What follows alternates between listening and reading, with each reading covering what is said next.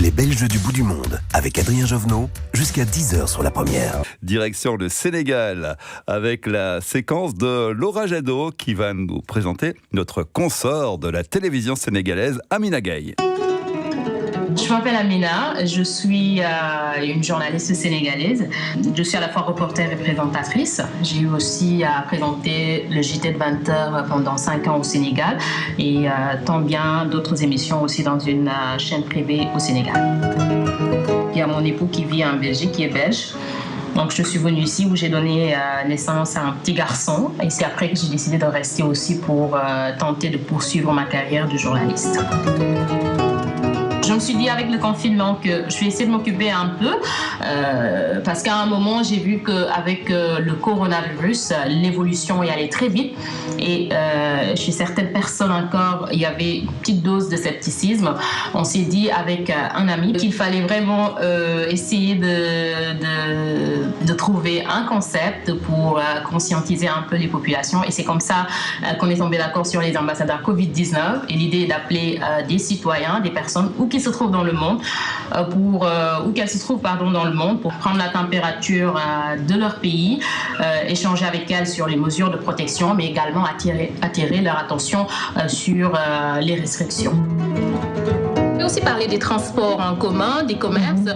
Pratiquement tout ça, c'est toujours fonctionnel aux États-Unis. Mais quels sont les dispositifs qui l'accompagnent? Pas grand-chose.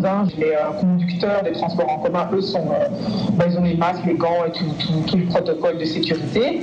Mais il n'y a pas spécialement grand-chose. C'est un peu spécial la loi américaine parfois. Tous les matins, je me réveille, je me dis que forcément, je dois enregistrer avec une personne. Donc, c'est la veille que je prépare mes interviews et tout ça. Le matin, au réveil, je fais l'enregistrement, le montage et puis le soir, je fais la diffusion.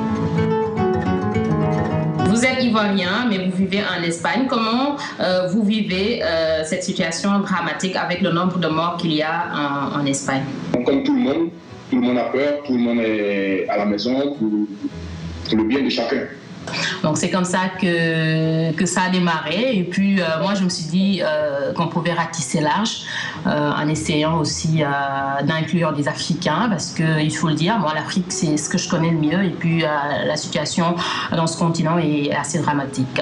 Dans ces pays-là, le confinement n'est pas possible parce que les réalités socio-économiques, comme je vous l'ai dit tout à l'heure, ne le permettent pas. Aujourd'hui, les Africains, ils continuent à travailler normalement.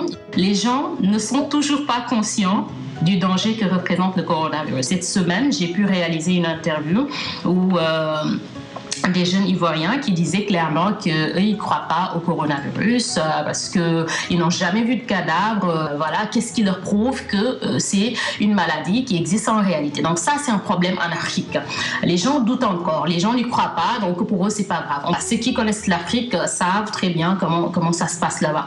En tant que journaliste, je n'ai pas le droit de rester comme ça, les bras croisés, sans rien faire. Je ne dois pas attendre d'avoir une télévision, un canal de diffusion pour faire quelque chose, mais je dois m'activer personnellement, essayer de trouver les leviers pour vraiment faire passer mon message. Et voilà, avec ma chaîne, je me dis que même si j'ai pas 1 million de vues, ça va, je vais essayer de faire ce que je peux faire et c'est comme ça que je me suis lancée. C'était pas justement pour m'occuper parce que si c'était que ça, je pouvais le faire avant parce que j'étais là, j'avais la chaîne aussi, mais c'est plus pour conscientiser puisque pratiquement les réseaux sociaux, c'est un monde virtuel.